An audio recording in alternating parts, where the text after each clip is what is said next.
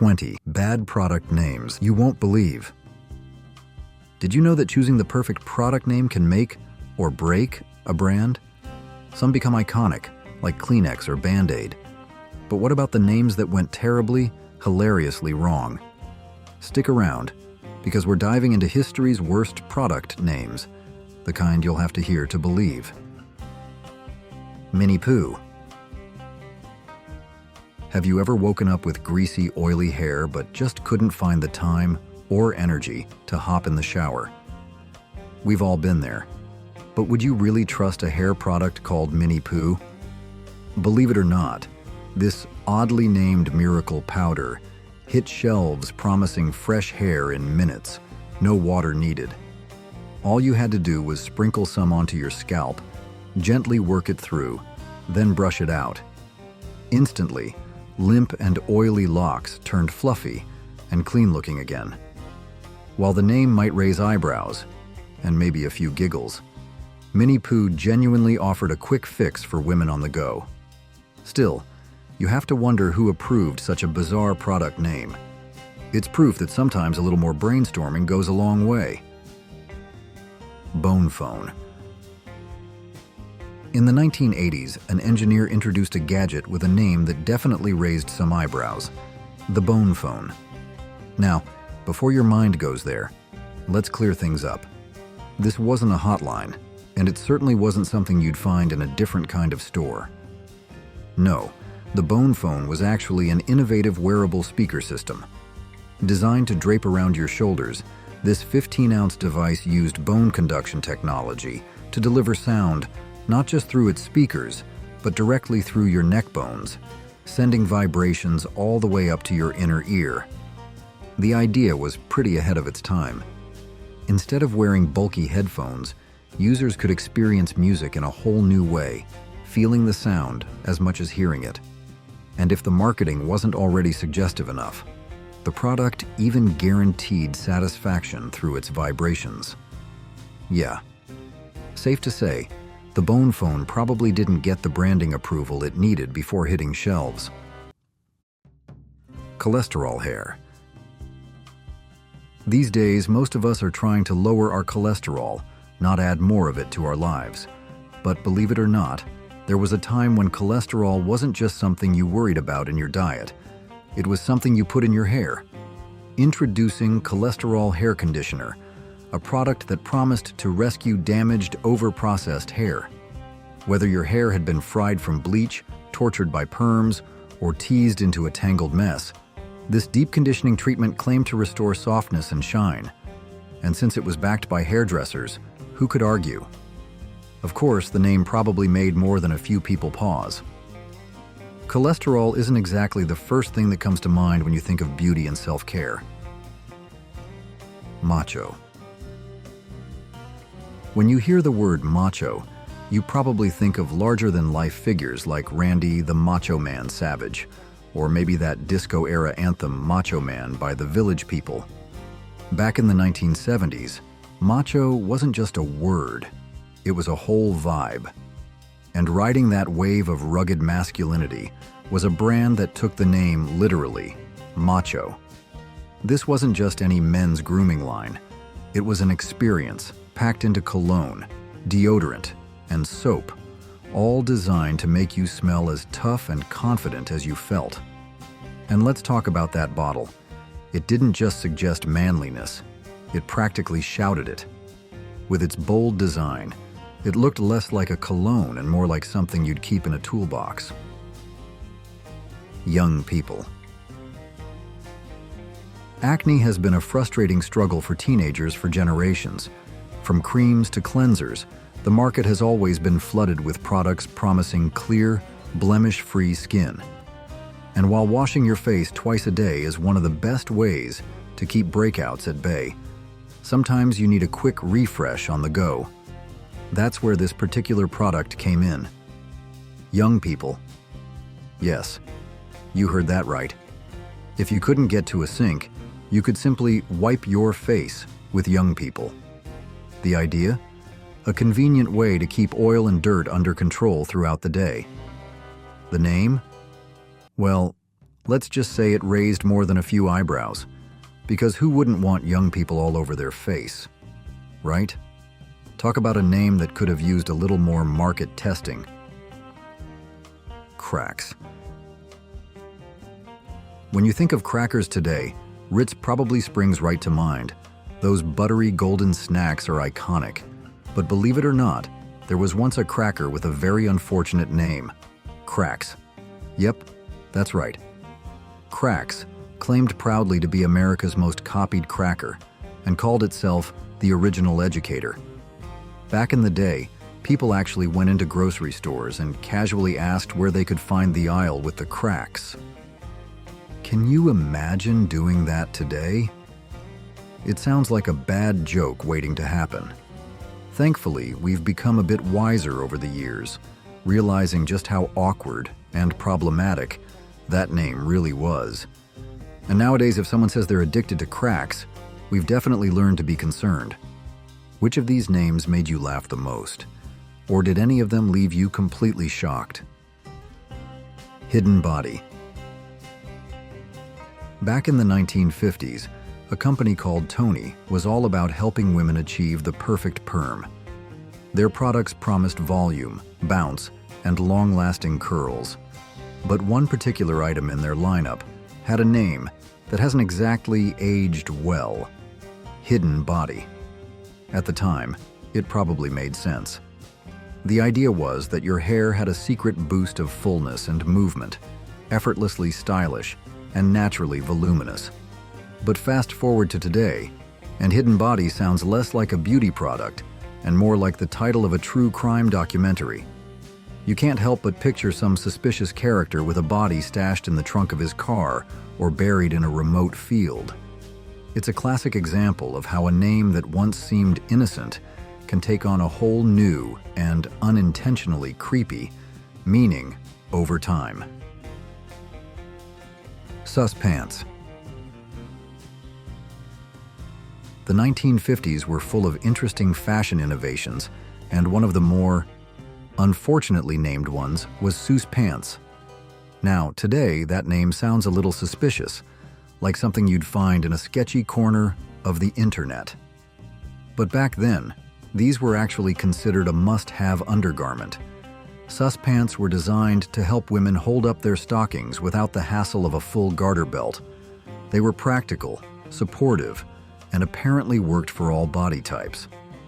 And speaking of body types, the way they described them was just as eyebrow-raising. Women were encouraged to find their perfect fit based on categories like Toothpick Tilly for the slender ladies, Model Form Millie for that classic hourglass figure, and Buxom Billy for the curvier gals. Let's just say marketing in the 50s had its own unique charm. Church jewels. There was a time when American Standard introduced a product line with a name that probably caused a few double takes: church seats. Now, before you start picturing polished wooden pews in a place of worship, let's clear things up. These weren't seats for a church, but rather toilet seats. And if that wasn't odd enough, the company took things a step further by branding them as church jewels. The name alone sparks so many questions.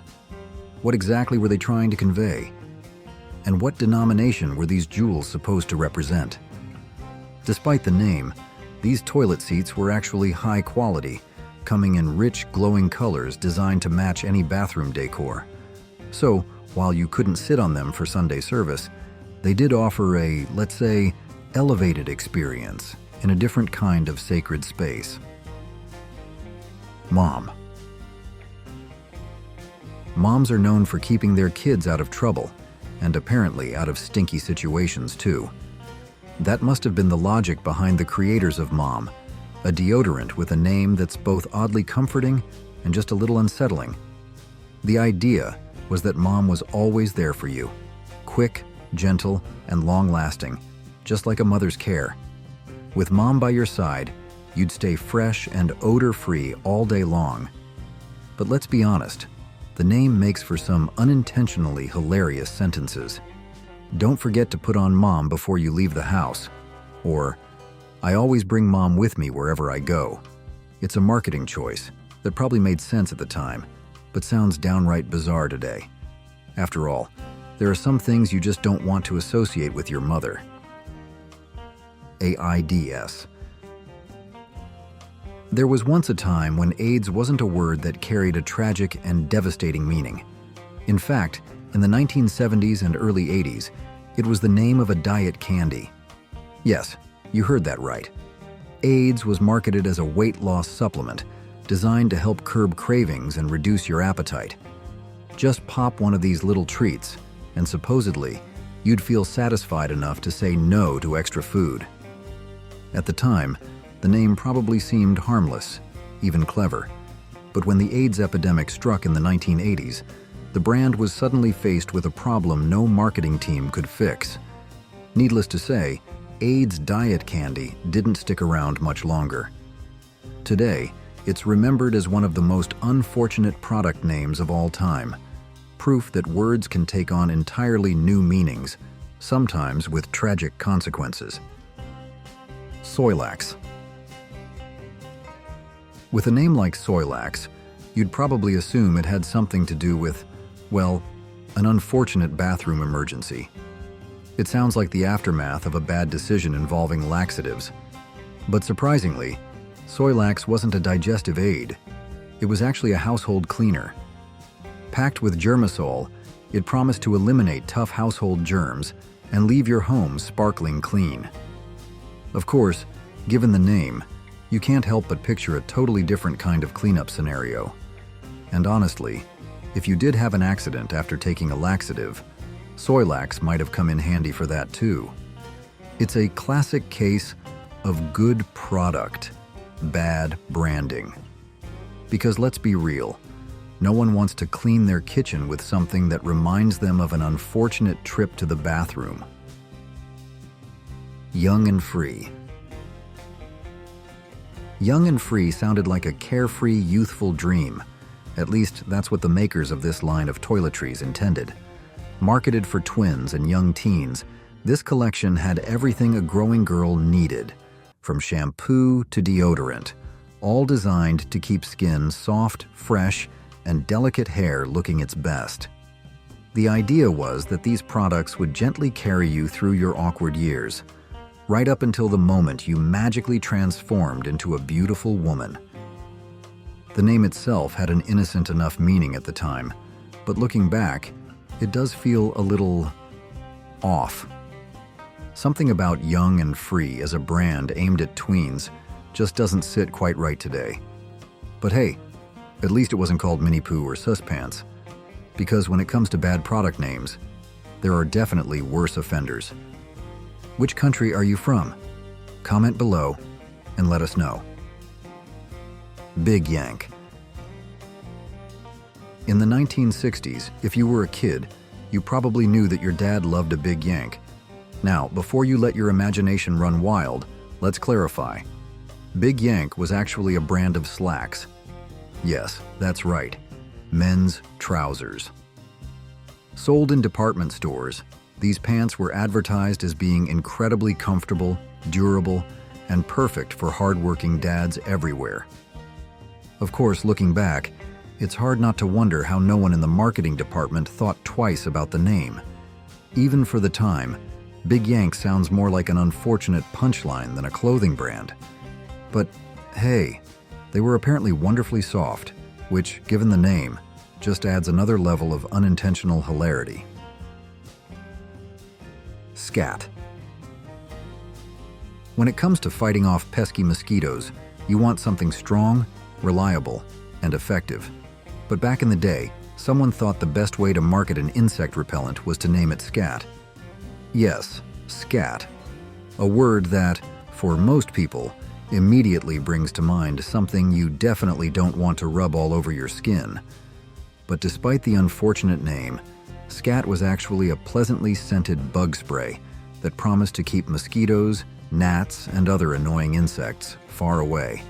Just a few swipes, and you were protected. The problem?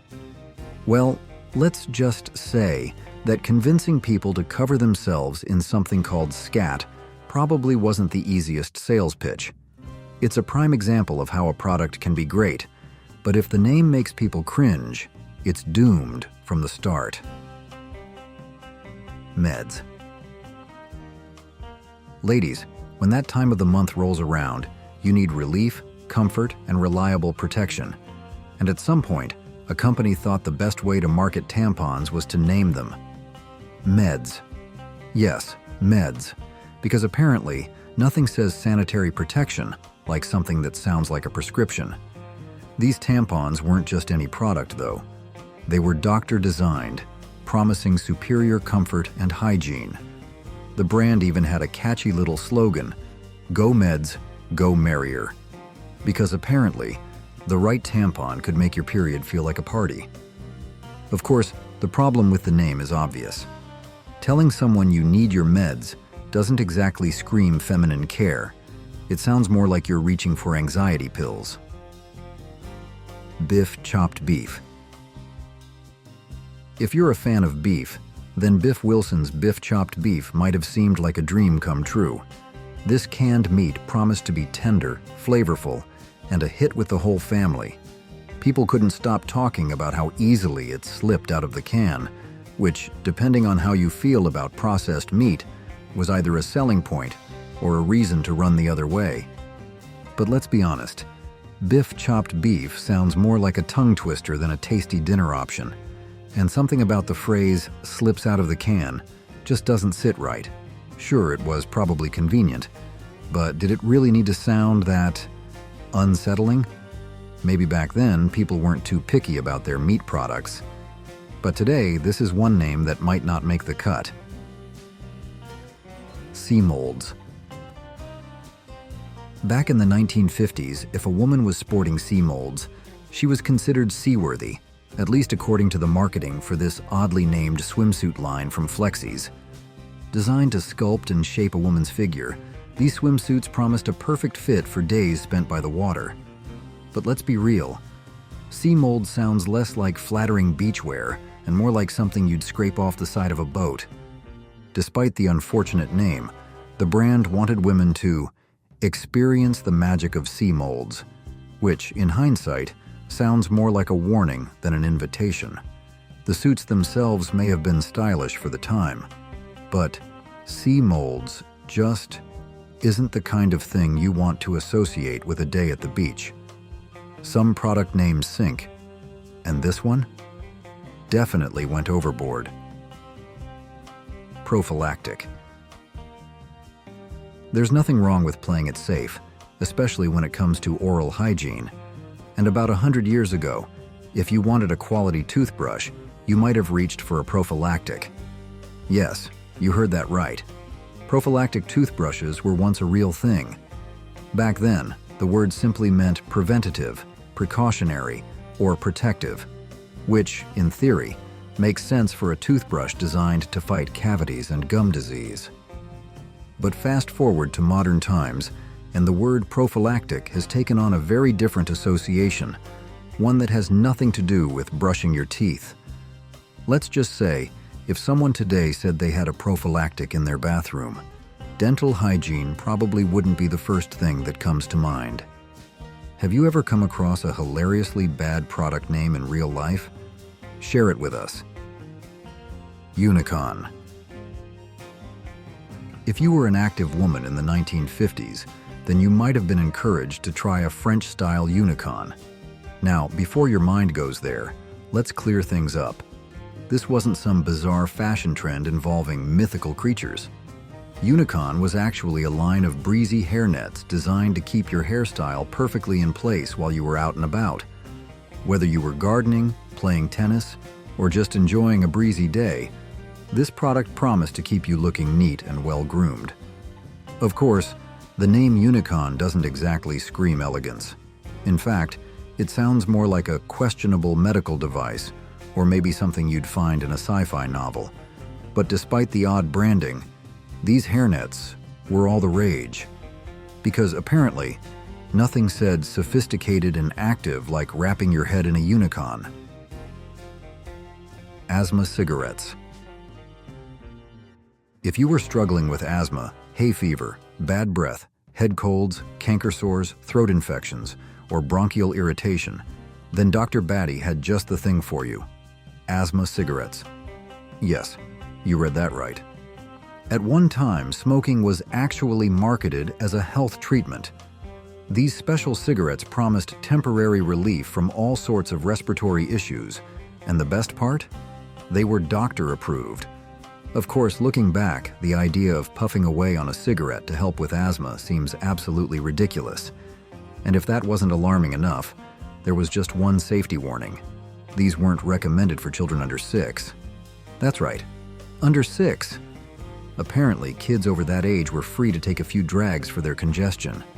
It's a shocking reminder of just how much medical advice and product marketing has changed over the years.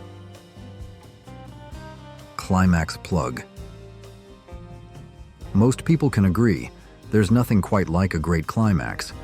And back in the early 20th century, if you were looking for something truly satisfying, you might have reached for a Climax Plug. Now, before you let your imagination run wild, let's clarify. Climax Plug was actually a chewing tobacco brand, not, well, anything else. Marketed as a rich, flavorful tobacco that was sure to hit the spot, it was advertised as the perfect way to unwind and enjoy a moment of satisfaction. The name was clearly meant to emphasize premium quality and peak enjoyment. But let's be honest, today, it lands very differently. If someone asked you if you wanted a Climax Plug, you'd probably assume they weren't talking about tobacco. Safe to say, this is one brand name that definitely wouldn't make it past modern marketing standards. Satanic. After 134 years of experience, this company had one goal: to help you feel your absolute best. And if you were struggling with a health problem, they had the perfect solution: Satanic. Yes, that was actually the name of this so-called wonder remedy. Feeling sluggish? Under the weather? Just not yourself? Satanic promised to go right to the source of your troubles and give it hell. Whether you had aches, pains, or just needed a boost, this product claimed to bring relief and make you feel sunny and great. Now, in theory, that all sounds promising. But let's be honest, who thought naming a health product Satanic was a good idea? Nothing screams trustworthy medicine like something that sounds like it was brewed in the depths of hell. It's safe to say that no matter how effective it might have been, this is one name that didn't age well. Go gay. If you go gay, you'll be discovered first. At least, that's what the makers of this vintage hairspray wanted you to believe. Designed to hold and beautify every type of hair, this product promised long-lasting style and a vibrant, polished look. The advertisements proudly featured models with perfectly coiffed hair, all looking positively thrilled. Because, of course, when you go gay, you look happy, right? Of course, back then, gay simply meant joyful, bright, and carefree, making it a perfectly reasonable branding choice at the time. But today, well, let's just say it would carry an entirely different meaning. While the name may not have stood the test of time, the confidence and happiness they were selling, that's something everyone can still appreciate, no matter what kind of hairspray you use. Do you remember using any of these oddly named products yourself, or hearing about them from older family members? Chub-ette. How happy can a chubby girl be? Well, according to this 1950s fashion line, Chub-ette, she'd be thrilled. Designed specifically for girls sizes 6 to 16, this clothing brand promised to help young girls look slimmer, more stylish, and confident. Advertisements encouraged customers to discover the magic and embrace those extra pounds with joy, because apparently, nothing says self-esteem like reminding kids they need special clothes for their body type. While the intentions may have been good, the branding, not so much. Imagine telling your child they'd look so much better in Chub-ette. Talk about a confidence booster. Today, the idea of marketing clothing to kids with a name that directly calls out their size seems unthinkable. But back then, it was just another day in the world of fashion. Laxcine. In 1927, the makers of Listerine decided that fresh breath shouldn't just come from mouthwash, it should come from cigarettes too. Enter Laxcine, a brand of smokes infused with the same antiseptic oils found in Listerine. These cigarettes claim to kill 200 million germs in just 15 seconds, promising smokers not only a cleaner mouth, but also protection against colds. So if you wanted to stay healthy and fresh, lighting up a Laxcine was apparently the way to go. Of course, today, this sounds absolutely ridiculous. The idea of smoking for better health is the kind of marketing that could only exist in a time when cigarette ads featured doctors in lab coats. The name Laxcine itself is a bit unsettling too, sounding more like a laxative than something you'd want to inhale. Horse exercise. Everyone knows that exercise is important, but sometimes it's hard to find the motivation to get out and do it. Well, in the past, there was a solution for that: introducing the horse exercise machine. Now, before you start picturing an actual horse trotting around your living room, let's clarify. This was an exercise device designed to simulate horseback riding, promising to improve circulation, cure obesity, hysteria, and even gout. Yes, because apparently bouncing up and down on this contraption was the miracle fix for just about everything. And if you were skeptical, don't be. The Princess of Wales personally ordered one, which clearly meant it had to work. Advertisements claimed that after just one ride, you'd feel different.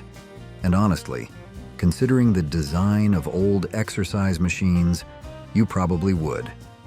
Whether that difference was relief or regret is another story entirely. Wonder Sauna Hot Pants. Struggling to lose weight? Don't worry.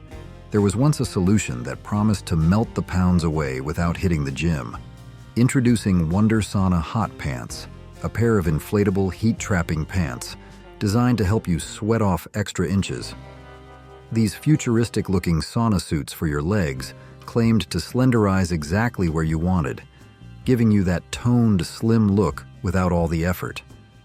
Of course, if you were a guy wearing these hot pants, you probably had some concerns, because nothing screams masculine confidence like stepping into a pair of oversized plastic sweat balloons.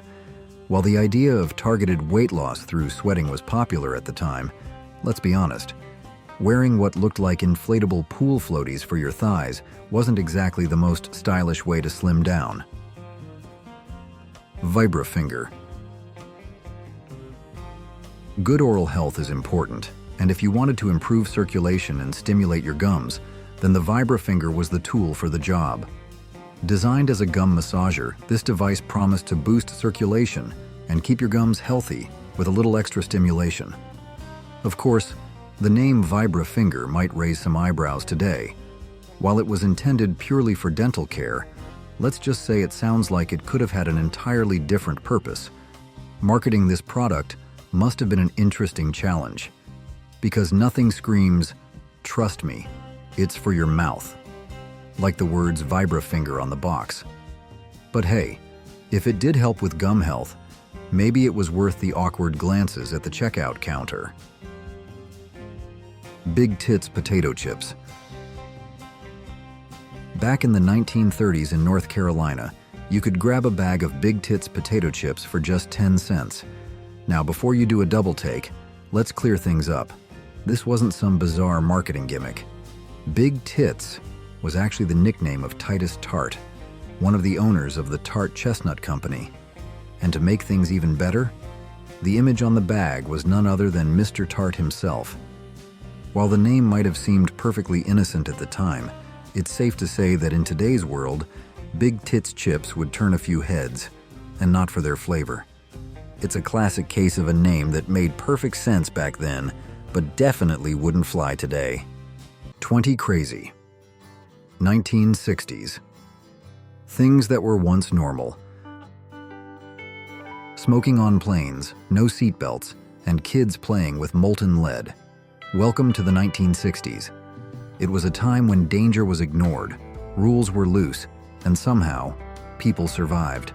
From bizarre beauty trends to toxic toys, everyday life was wilder than you remember. Let's dive into the strangest things that were once completely normal.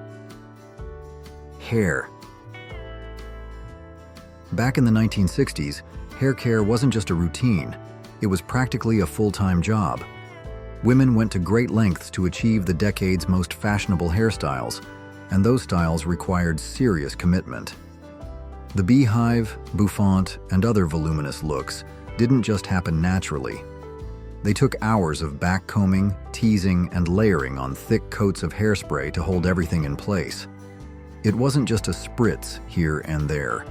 Women used so much hairspray that by the end of the day, their hair was practically a solid structure. And since aerosol sprays back then were loaded with chemicals, it's no wonder people joked that they were practically shellacking their heads.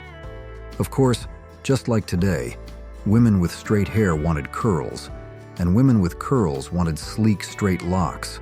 But unlike today's modern flat irons, 1960s women had to get creative. Instead of plugging in a straightener, many resorted to the old-school method, literally ironing their hair.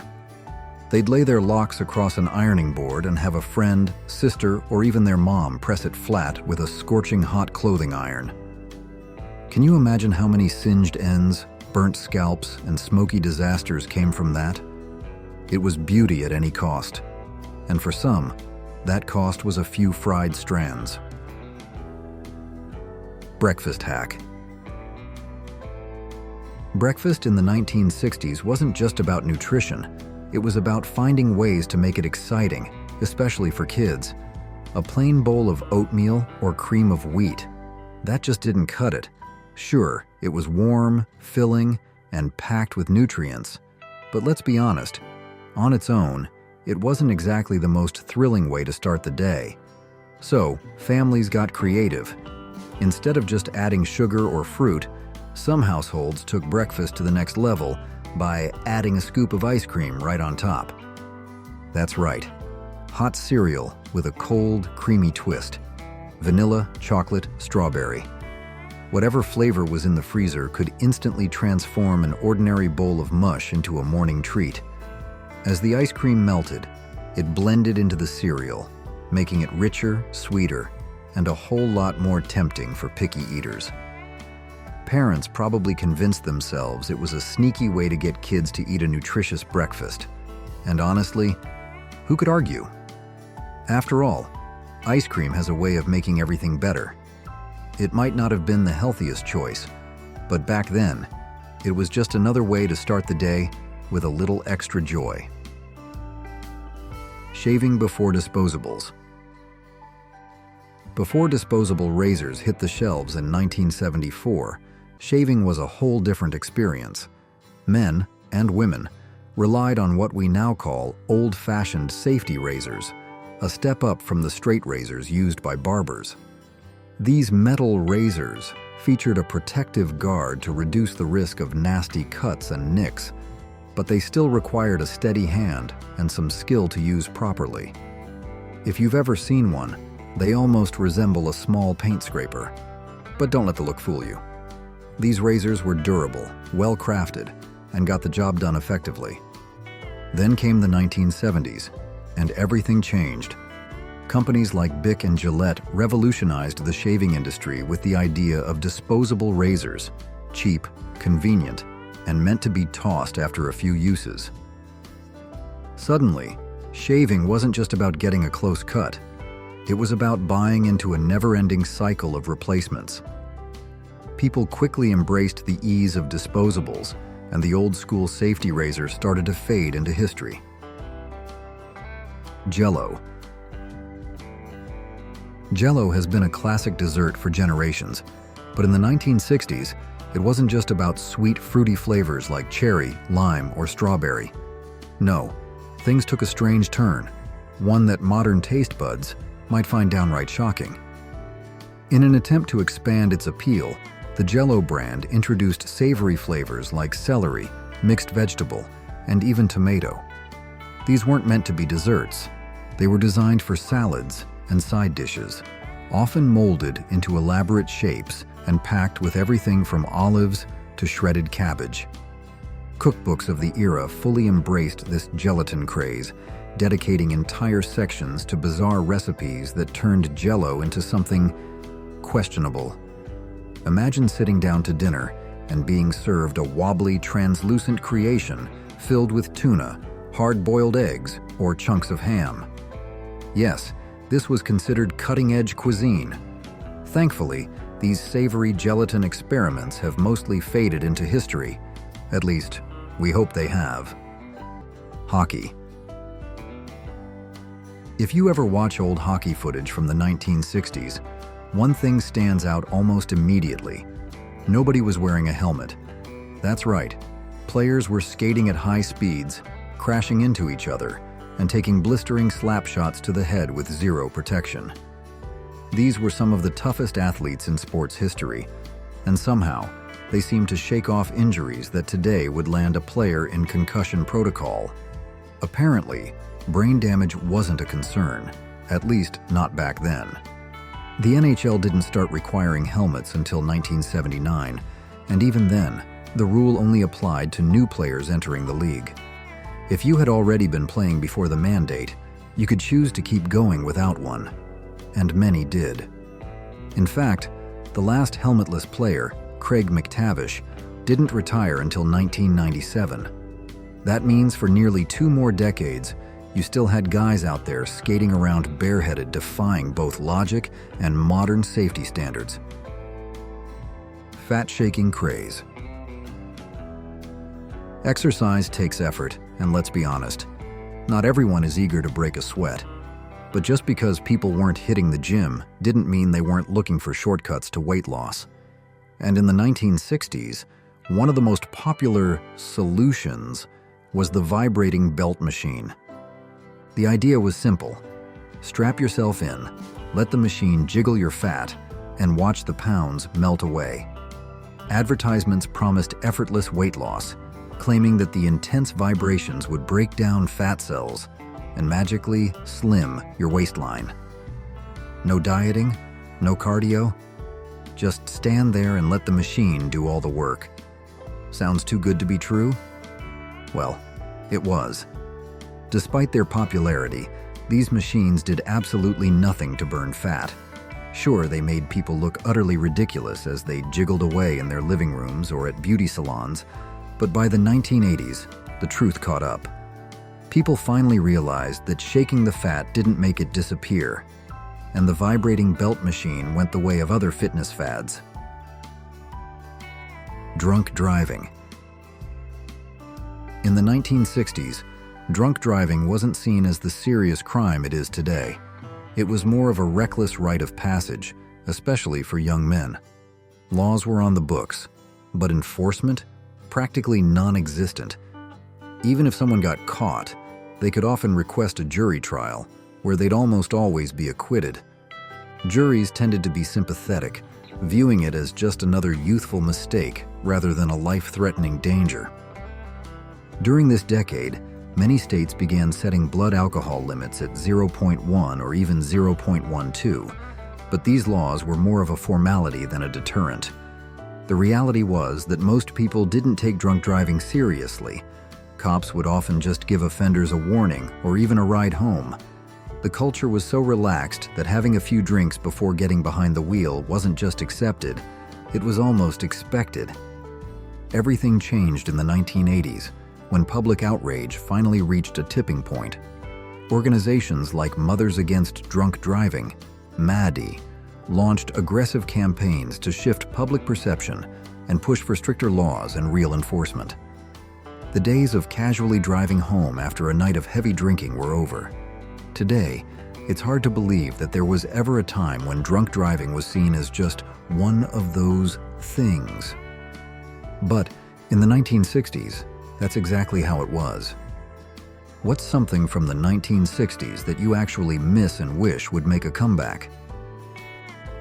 Old enough for war, but not for a beer. If you were a young man in the 1960s, there was a very real chance that you were going to be drafted into the military, unless you had a medical condition or some other exemption. By the late 60s, the Vietnam War had escalated, and thousands of 18-year-olds were being sent overseas to fight in a war they had no say in. That was the strange reality. You were old enough to go to war and die for your country, but not old enough to vote for the leaders sending you there. At the time, the voting age was 21, which had been the standard for decades. The drinking age was also set at 21 in most states, largely because it had been tied to the legal voting age since the repeal of Prohibition in 1933. But as the Vietnam War raged on, public outcry over this contradiction grew louder. If 18-year-olds could be drafted, shouldn't they also have the right to vote? This led to the 26th Amendment in 1971, which officially lowered the voting age to 18. Some states responded by lowering the drinking age to 18, starting in 1972, but others weren't as quick to follow. By the late 1970s, concerns about drunk driving led many states to raise the drinking age again, first to 19 and later back to 21. The final nationwide shift came in 1984, when Congress passed the National Minimum Drinking Age Act, forcing states to raise the drinking age to 21 or lose 10% of their federal highway funding. By 1988, all 50 states had fallen in line. Gonarding. Skateboarding may be a massive sport today, but its origins trace back to the late 1940s and early 1950s, when surfers in California wanted a way to surf the streets when the ocean waves weren't cooperating. At first, their boards were little more than pieces of plywood with roller skate wheels slapped on the bottom, a crude but effective way to replicate the thrill of surfing on dry land. By the 1960s, skateboarding had started gaining real traction. Surf companies began producing professionally designed skateboards, often shaped like miniature surfboards. The growing popularity led to the first televised skateboarding competition in 1965, which aired on ABC's Wide World of Sports. Around this time, one of the sport's first breakout stars emerged, Patty McGee, one of the earliest sponsored skateboarders. She traveled across the country, giving demonstrations and promoting safety tips, and even landed on the cover of Life magazine. Her television appearances, including a spot on The Tonight Show starring Johnny Carson, helped push skateboarding into the mainstream. Creepy crawlers. If you were a kid in the 1960s, there was one toy that topped every wish list, the Thingmaker, also known as creepy crawlers. If you didn't have one, you definitely wanted one. It was every child's dream. The power to create your own tiny rubbery bugs, snakes, and other creepy critters. But here's the catch. This wasn't just some simple craft set. It came with a plug-in hot plate and metal molds that reached scorching temperatures. Kids would squeeze a colorful, chemical-laden goop into the molds, then heat them up until they solidified into little rubber creatures. Sounds perfectly safe, right? Of course, there were plenty of opportunities for disaster. Burning yourself was practically a rite of passage. Kids quickly learned the hard way. Touch the hot metal, and you'd get an instant lesson in pain. But even if you managed to avoid burns, you couldn't escape the overwhelming fumes. The smell of melting plastic was unforgettable. Once you inhaled it, it was burned into your memory forever. Back then, though, no one questioned it. Parents weren't worried about chemicals or safety standards. They were just glad their kids were entertained. Today, creepy crawlers exist in a much safer, reimagined form. But those who grew up in the 60s still remember the original. Dangerous, smelly, and absolutely awesome. Lead. If you lived in the 1960s, chances are you came into contact with lead paint, and not just a little bit.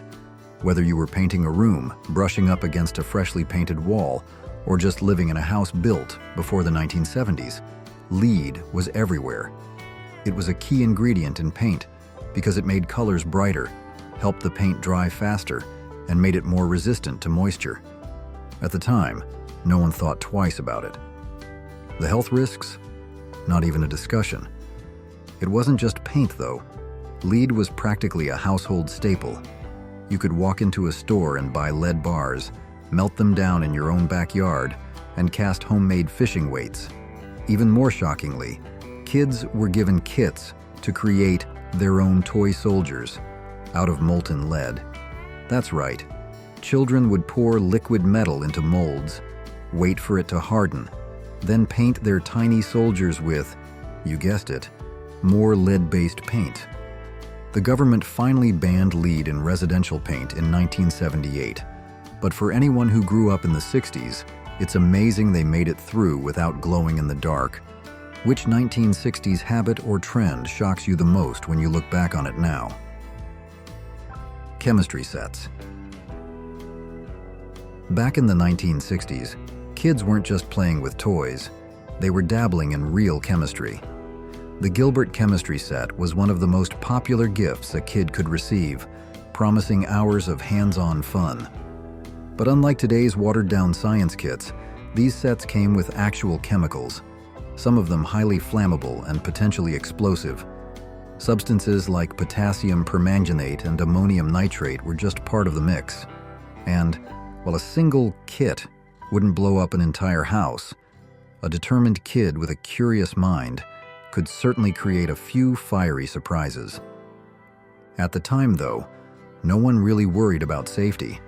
In fact, these kits were already considered safer than earlier versions.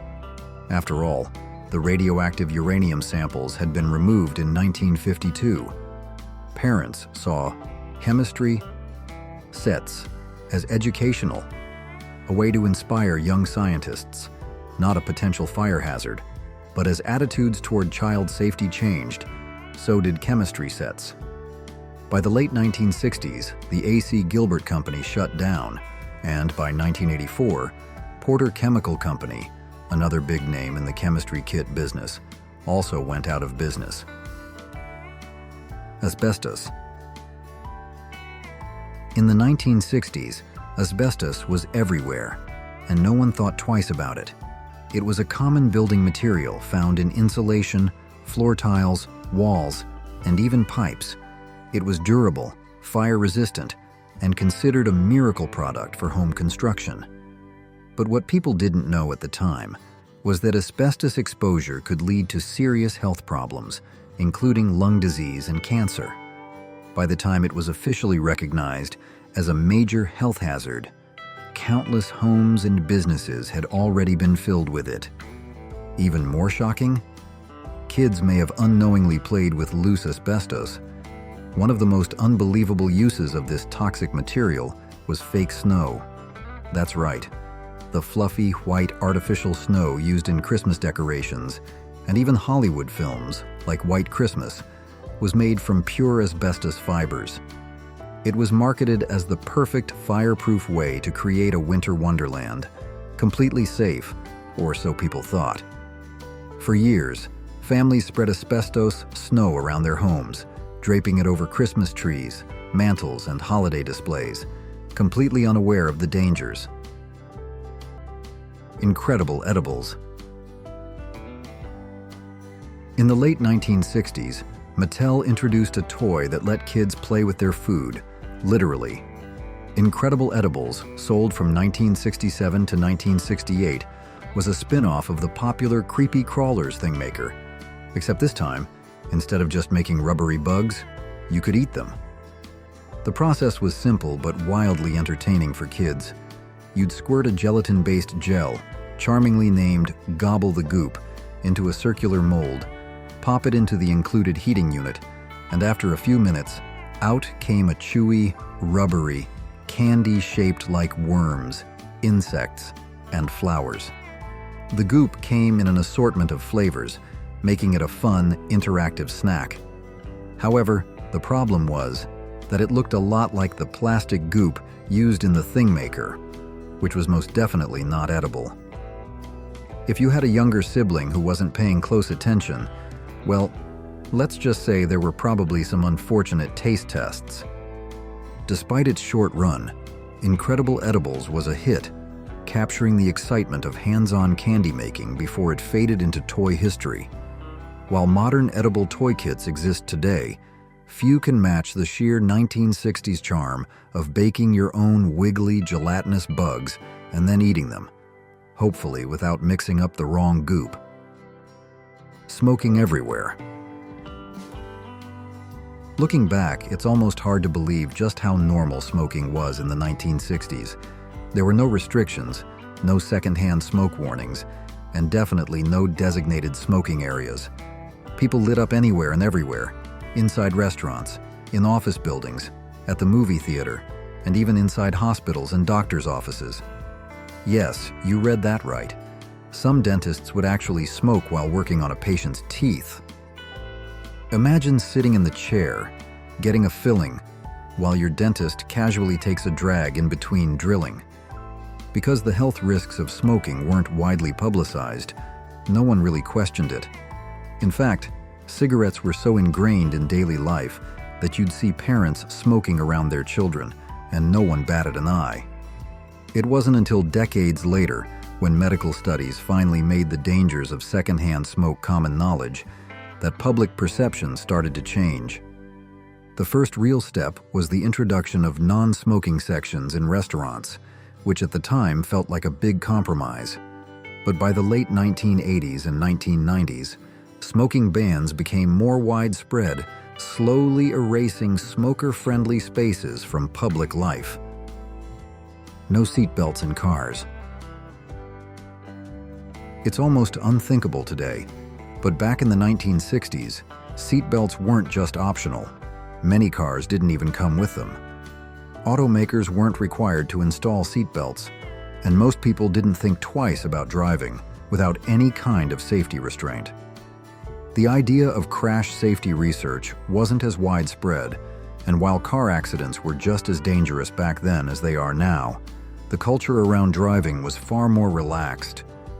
Most people who grew up in that era have memories of piling into a friend's car with no seatbelts in sight, no one worrying about safety, just squeezing in as many people as possible. Kids rode on their parents' laps, crawled around the back seat, and if you had a station wagon, it was practically a rolling jungle gym. And child car seats? Forget it. If they existed at all, they were more about giving a kid a better view than actually protecting them in a crash. It wasn't until 1968 that U.S. law required car manufacturers to install seatbelts in all new vehicles. Even then, it took years before people actually started wearing them.